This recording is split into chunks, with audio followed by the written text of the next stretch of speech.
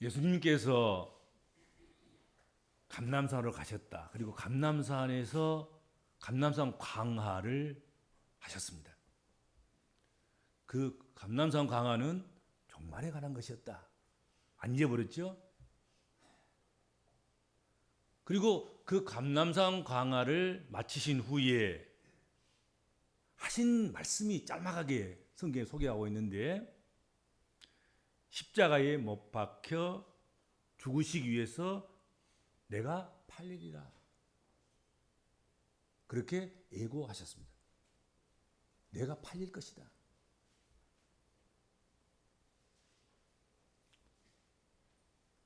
그 예고를 하신 후에 베다니 나병 환자 시몬의 집에서 식사할 기회가 생겼다. 그것도 기억나시죠? 그때 300데나리온이나 더 되는, 팔면 300데나리온을 더 받을 수 있는 1년에 노동하는 노동자의 연봉과 같은 그런 어마어마한 가치가 있는 항우 한 옥합을 깨트려서 예수님의 머리에 붓는 여인이 있었다. 베다니 시몬의 집에서. 그런데 예수께서 그를 축복하셨다는 것이죠. 그 여인을. 그리고 이 여인이 한 일, 이것은 허비나 낭비가 아니라 나의 장래를 위해서, 나의 장사를 위해서, 나의 죽음을 위해서 이 여인이 이와 같은 귀한 일을 해도다 하고 의미를 일깨워주는, 항옥합을 깨뜨려서 예수의 머리에 부은 그 여인의 그 행위를 재해석해주는 그런 일을 예수께서 하셨습니다. 그리고서는 아주 그 여인이 감격할 만한 아주 복된 말씀을 주셨죠. 내가 진실로 너에게 이르노니 온 천하에 어디서든지 이 복음이 전파되는 곳에는 이 여자가 행한 일도 말하여 그를 기억하리라 하시니라. 이 여인이 한 일 우습게 보지 말아라. 이 여인이 한 일이야말로 내가 전해지고 복음이 전해지고 예수가 전해지는 곳, 그곳에는 이 여인이 한 일도 전해져야 한다. 그리고 기념돼야 된다. 귀한 일을 했도다 하고 칭찬해 주셨습니다. 자, 이러한 예고를 듣고 이러한 여인의 헌신을 보고, 그런데 이러한 일들이 자신과 예수님이 한 나라에서, 한 시대에서, 한 선생과 제자의 공동체 안에서 공존할 수 없겠구나 하는 생각을 하는 사람이 12 중에 한 사람이 있었다는 것입니다. 이런 예수와 내가 한 시대를 공존할 수 있어? 이런 예수와 내가 스승과 제자라는 그 공동체 속에서 함께 할 수 있어? 이런 예고를 하시고 이렇게 시각을 바라보시는 그 예수님과 내가 한 나라에서 공존할 수 있을까?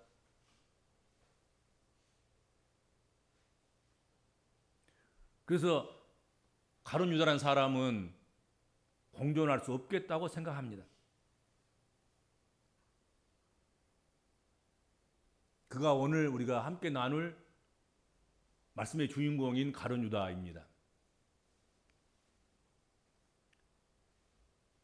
자신이 3년 동안 동고동락했던 스승이시며 그리스도라고 믿고 메시아라고 생각하면서 따랐던 그 예수님이 내가 팔리리라, 내가 십자가 처형을 당하리라, 내가 세상 죄를 지고 간 어린 양으로 죽어지리라, 이 여인이 나의 그 죽음을 기념하고 나의 죽음을 위해서, 장사를 위해서, 장례를 위해서 이 기름을 부었도다. 여러분, 그의 말씀을, 그런 말씀을 들었다고 한다고 하면, 그런 제자라고 한다고 하면 어떻게 행동해야 상식적입니까? 어떤 행동을 해야 정말로 인간적입니까? 신앙을 떠나서라도 말이지. 다가올 예수님의 죽음을 슬퍼하고 예수님께서 팔리시고 죽으실까지 함께 있어주는, 그러려고 다짐하고 작정하는, 우리가 떠나지 않겠고 우리가 함께 하겠고 그 장례를 우리가 치르겠습니다, 아니면 우리도 함께 죽겠습니다, 뭐 그 정도는 나가야 이게 한 공동체고 제자와 스승 사이고 메시아로 그리스도로 믿는 믿음의 방식, 형식이 아니겠습니까? 그렇죠? 저도 그 정도는 나와야 이게 이야기가 되는 것 아니겠습니까? 인간적인 도리로 봐서라도 쌓은 정이 얼만데.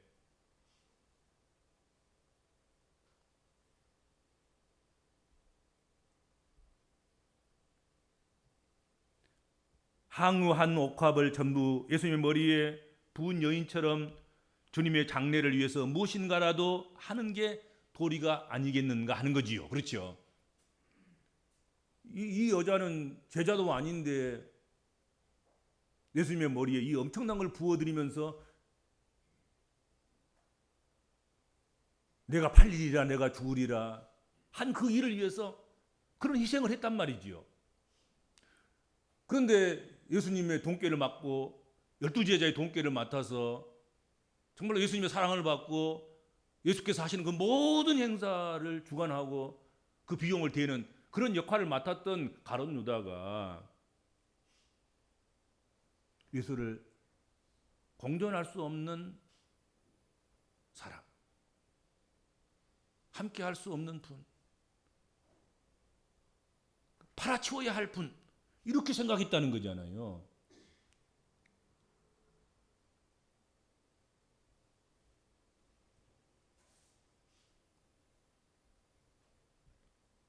오늘 말씀에 드러나고 있는 가룟 유다의 행동은 예수를 죽이려고 안달이 난 제사장들을 찾아갔다 하는 거지요. 예수께서 나는 팔려가리라, 나는 세상 죄를 지고 어린 양으로, 유월절 어린 양으로 그렇게 죽으리라. 이 여인이 나의 그 죽음을 위해서, 나의 장사를 위해서 이와 같은 귀한 일을 했도다. 이 여인의 한 일을 꼭 기념해라.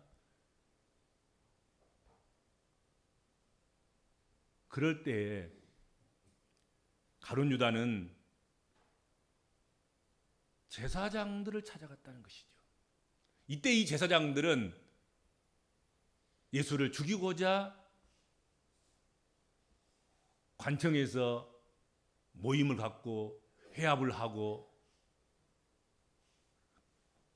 이 일을 실행하는 일에 있어서는 시기가 문제겠구나, 때가 문제다, 곧 6월절 명절이 돌아오니까 명절에는 하지 말자, 명절에 이 사건이 밥상머리에 올라오면 우리 정치가 끝날지도 모르고 우리 인기가 끝날지도 모르고 밀란이 날지 모른다, 그러니까 뒤로 미루자, 그런 대제사장을 찾아간 거예요, 가룟 유다가.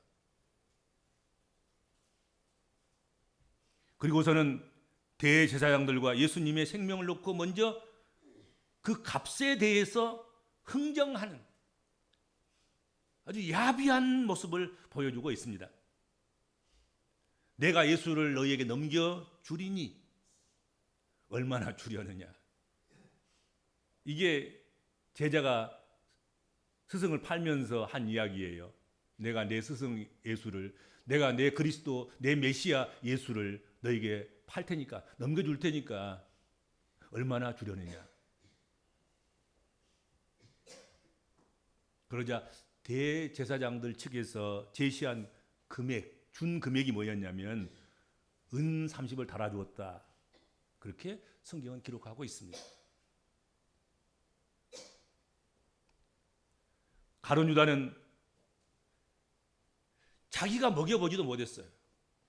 300데나리온을 주시옵소서, 뭐 1000데나리온을 뭐 달라, 그러지도 못하고 대제사장들이 먹인 은 30, 그것을 생명의 값으로 받아들고서는 오늘 본문에 보면 이렇게 되어 있습니다. 그때부터 대제사장들을 찾아가서 얼마나 주려느냐, 일방적으로 제사장들이 먹인 예수 생명값 은 30을 받아들고 그 다음부터 한 일, 그게 뭐였습니까? 오늘 본문에 이렇게 되어 있습니다. 그때부터 유다는 예수를 넘겨줄 기회를 찾더라. 언제 어떻게 대제사장들에게 큰 타격이 안 되고 예수를 조용히 잡아서 어떻게 하면 넘겨줄까? 그 기회를 엿보았다 하는 것입니다. 마태는 가룟 유다가 그때부터 사람들의 주목을 끌지 않고 예수를 넘길 기회를 엿보아 찾는 모습을 마태복음에 기록해 주고 있습니다.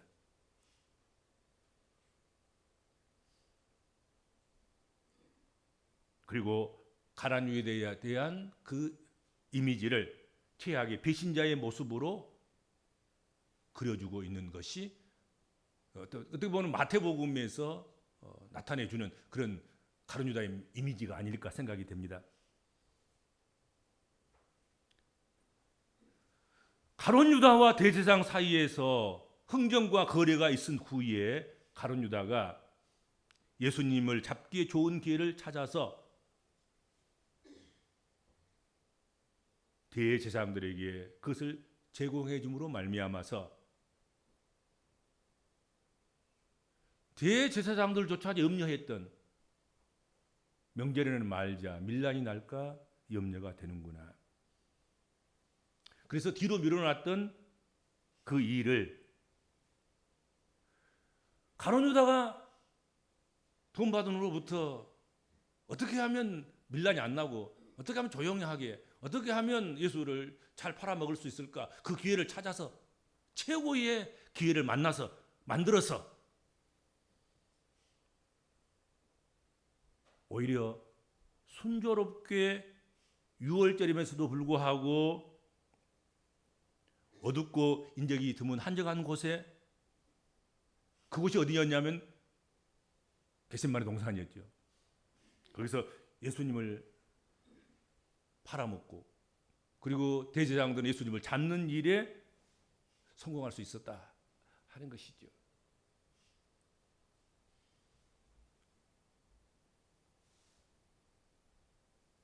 이것이 꼭 뭐 가룟 유다만의 문제거나 또 일이거나 깨거나 그렇지만은 않다고 생각이 됩니다. 어쩌면 하나님은 배신자인 가룟 유다를 사용하셔서 그분의 섭리대로 만약 경우 6월절이 지나서 6월절 넘겨서 이런 일을 도모하려고 했던 그런 대제사장 뜻대로 됐다고 하면 의미가 많이 상실됐을 텐데 오히려 가룟 유다가 돈을 받고 기회를 타서 좋은 기회를 만나서 좋은 기회를 찾아서 조용히 그렇게 6월절임에도 불구하고 넘길 수 있는 기회를 타서 예수님을 넘겼기 때문에 오히려 6월절 어린 양으로 예수께서 십자가를 지시고 죽으시는 그런 일, 세상 죄를 지고 가는 어린 양의 그 모습으로 그렇게 이미지화될 수 있는 그런 기회가 되지 않았나 생각이 됩니다. 하나님은 배신자 가룟 유다까지도 사용하셔서 그분의 섭리대로 예수님을 6월절 대속의 어린 양으로 삼으셨던 것이다. 그렇게 해석할 수도 있겠다는 것입니다. 하나님은 악한 자들의 음모조차도 인류 구원의 도구로 사용하신다 하는 것이죠. 자, 가룟 유다는 누굽니까? 가룟 유다는 다 생략하고 가룟 유다에 대해서 그 인적 사항들을 이야기하려면 끝이 없고 한이 없겠지요. 가룟 유다는 예수님께서 자기가 원하는 자를 제자로 삼기 위해서 예수께서 산에 올라가서 기도하셨다 그랬어요. 가룟 유다를 기도하지 않고 세운 게 아니야. 자기 사람으로 만들기 위해서 자기 제자로 삼기 위해서 다른 12제자를 위해서 기도한 것처럼 가룟 유다도 그를 기도하고 세운 거예요. 함부로 세운 게 아니었단 말이죠.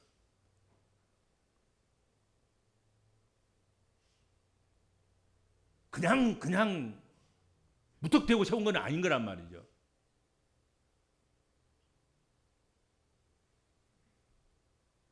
그를 뽑아 세우기 위해서 밤새워 기도하신 후에 세워진 그런 사람이었다 하는 것이지요.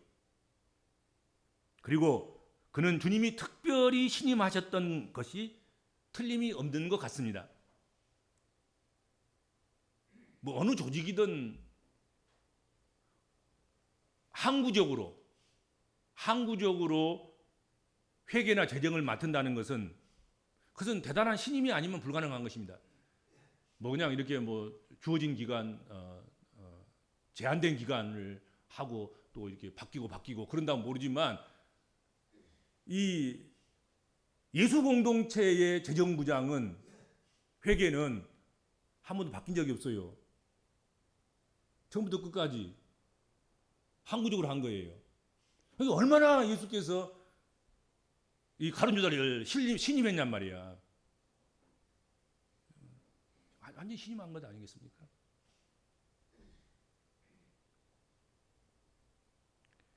예수님은 분명히 그에게서 다른 어떤 제자들에게 찾을 수 없는 뭔가 그런 인간적인 훌륭한 점을 보신 것이 분명할 것입니다.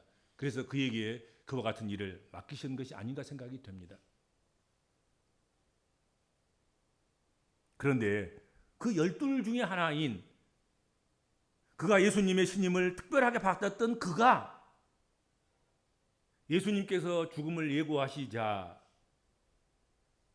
그리고 여인의 그 헌신을 자기의 장사, 자기의 죽음을 예비한 것으로 해석하고 그렇게 알려주자마자 대제사장들을 찾아가서 흥정을 하고 돈을 받았다는 거지요. 예수님을 넘길 가장 좋은 기회를 찾기 위해서 동분서주했다는 것입니다. 예수께서 맡겨주신 그 재정을 예수님의 뜻대로 사용하는 일에 동분서주한 것이 아니고 예수님을 팔아먹기 위해서 예수님을 팔고 돈을 받기 위해서 제사장들을 찾아갔고 대제사장들에게 약속한 대로 예수를 넘기기 위해서 어느 때가 가장 주목받지 않고 조용하게 그렇게 예수를 넘겨서 예수가 죽임을 당하게 할까 하는 일에 동분서주했다 하는 것입니다.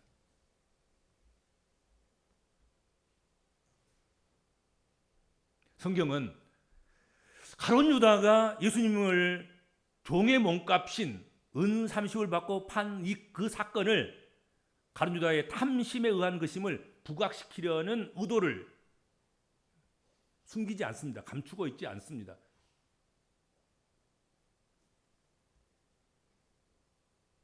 유다는 예수님을 자신의 이득을 위해서 따랐고 자신의 이득을 위해서 예수님을 버릴 뿐만 아니라 예수를 버리면서 그 와중에서도 이득까지 챙기는 그런 모습을 보여주는 거지요. 얼마를 주려느냐? 은 30을 받고 그리고 예수를 버리는 거지요. 예수 공동체에 떠나는 거지요. 한 나라에서 공존할 수 없는 인물, 한 공동체에서 공존할 수 없는 사람, 한 시대적인 공간과 그 때에 공존할 수 없는 그런 사람, 어차피 처리해야 될 것 같으면 돈까지 받고 처리하겠다는 거잖아요. 그렇잖아요. 자시 하나하고 맞지 않는 예수도 처리하고 돈까지도 받아 챙기는 그런 것이죠. 이 모습은 어쩌면 지난 시간에 보았던 항의 한 옥합을 깨트려서 아무 조건 없이 예수님의 머리에 부어드린 예수님의 장사를 준비했던 그 여인의 모습과는 완전히 대조를 이루는 장면이 아닌가 하는 것입니다. 마지막 순간까지 한 공동체에서, 한 나라에서, 한 민족에서 함께 하고자 했던 그 여인,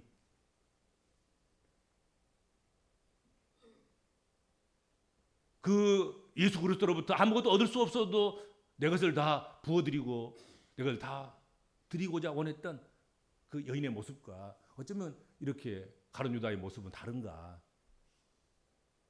아마도 교회 안에 또 믿는 사람들 가운데 이런 두 가지 종류의 그리스도인이 있지 않겠는가. 그런 생각도 해보게 됩니다.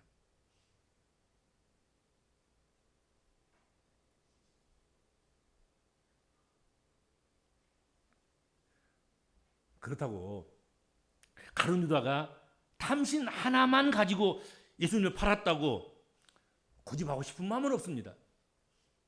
탐심 하나뿐이었겠습니까? 다른 어떤 섭섭마귀도 들어갔을 것이고 또 자신이 예수 공동체에 들어왔던 원래의 그 생각들 그것들이 삐뚤어지고 잘못되어진 것처럼 보이고 자기 의도대로 되지 않은 것 때문에 그런 것들 때문에 아마도 예수를 팔 생각을 하기도 했지 않겠는가. 또 자기가 정말로 주목받을 수 있을 줄로 생각했는데 오히려 자신은 늘 돈깨나 들고 다니고 다른 모든 능력과 영광들은 다 베드로와 요한과 야고보가 다 받고 그런 것들도 작용하지 않았다고 보지는 않습니다. 여러 가지가 작용을 했겠지요. 그런데 특별히 마태복음에서 마태는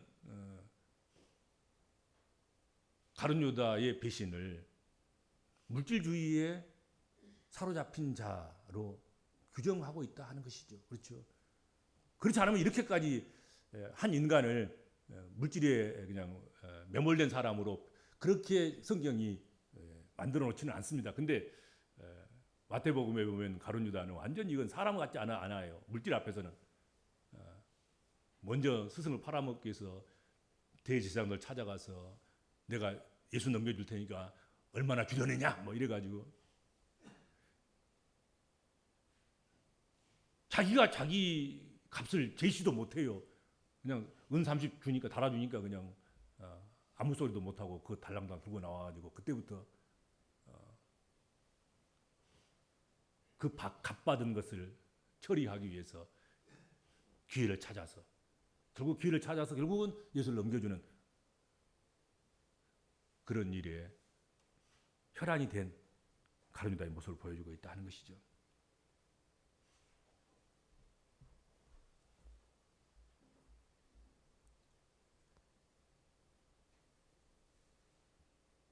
누가복음에는 이렇게 되어 있습니다. 누가복음 22장 3절에서 6절 말씀에 보면 열둘 중에 하나인 가룟 유다라 부르는 유다에게 사단이 들어가니 이에 유다가 대제사장들과 성전 경비장들에게 가서 예수를 넘겨줄 방도를 의논하며 그들이 기뻐하며 돈을 주기로 언약하는지라. 유다가 허락하고 예수를 무리가 없을 때에 넘겨줄 기회를 찾더라. 그렇게 되어 있습니다. 그래서 완전히 이건 다른 해석이에요. 누가복음에서는 가룟 유다의 마음에 사단이 들어갔다는 것이고요. 그 사단이 가룟 유다를 움직여서 예수를 넘겨줄 방도를 대제사장으로 의논했다는 것이고, 그런데 그냥 어떻게 하면 넘겨줄 것인가 했는데 의논했는데 상대편에서 돈을 주고 언약했다는 거지요. 얼마나 주려느냐 하고 가룟 유다가 한 얘기가 아니라 상대방에서 돈을 주기로 언약을 했다. 그렇게 되어 있고 유다가 돈 받기를 허락하고 예수를 무리가 없을 때 넘겨줄 기회를 찾았다. 그렇게 성경은 기록하고 있습니다. 가룟 유다에게 사자에 들어갈 수 있었던 이유는 단순히 물질 문제뿐이 아니었을 것이다 하는 것이죠. 그래서 여러분 성경은 특별히 복음서는 하나의 복음서가 아니라 4개의 복음서입니다. 마태복음, 마가복음, 누가복음, 요한복음. 그래서 어떻게 보면은 한 방향에서 예수를 바라보지 않고 4방향에서 예수를 바라보고 또 복음서에 등장하고 있는 인물들을 또 사건들을 일들을 한 방향에서 바라보지 않고 네 방향에서 이렇게 주목하고 주시하고 관찰하고 들여다볼 수 있고 그렇게 할 수 있도록 그렇게 제공하고 있다 하는 것이죠. 그러기 위해서 복음서가 4개이고 약간씩 차이가 나는 것들은 어디서 봤느냐에 따라서 모습이 달라지는 거죠. 그렇죠? 우리가 어떤 인물도 왼쪽에서 보느냐 오른쪽에서 보느냐에서 인물의 평가가 달라져요. 대부분의 많은 사람들이 왼쪽이 더 예쁘다 그러죠.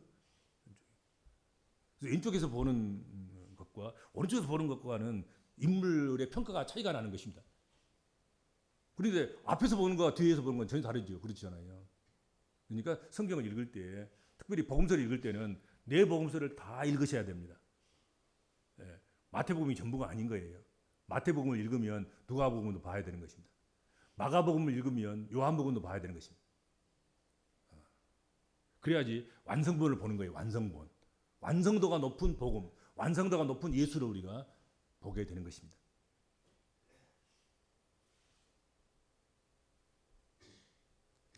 어떻든 어떤 이유에서 간에 스승이며 그의 주님이셨던 예수를 파한 것은 아주 비열한 짓이고 해서는 안 될 일이다 하는 것은 변함이 없는 사실입니다.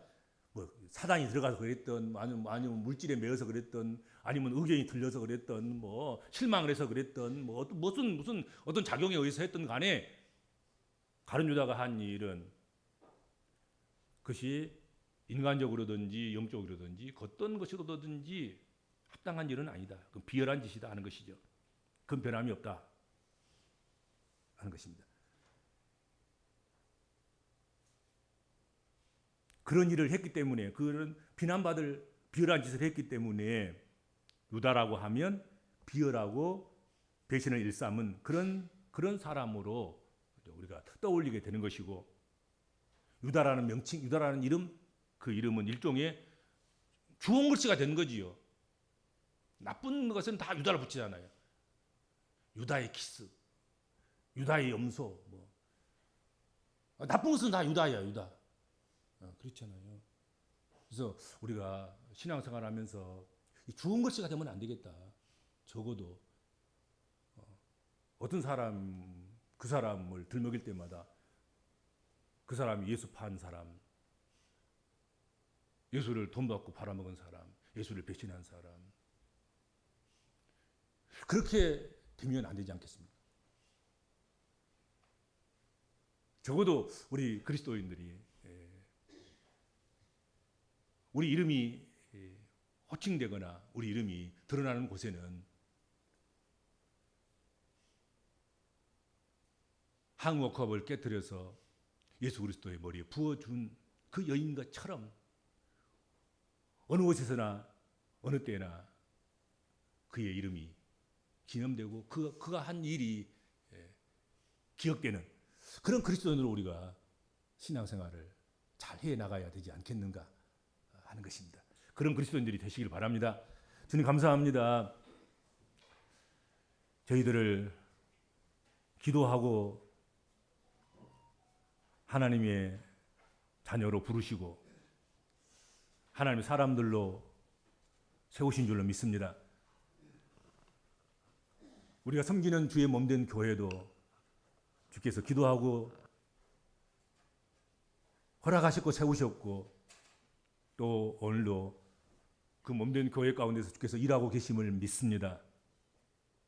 그런 저희들과 주의 몸된 교회가 주를 파는 일에 앞장서는 일이 없게 하여 주시고 주를 위해서 죽는 일에 앞장서며 주의 일에 앞장서며 주를 전하는 일에 앞장서며 주의 뜻을 하늘에서 이루어진 것처럼 땅에서 이루는 일에 심혈을 기울이는 그런 성도들과 그런 교회 되도록 붙잡아 주시고 축복하여 주옵소서. 예수님의 이름으로 간절히 기도하옵나이다. 아멘.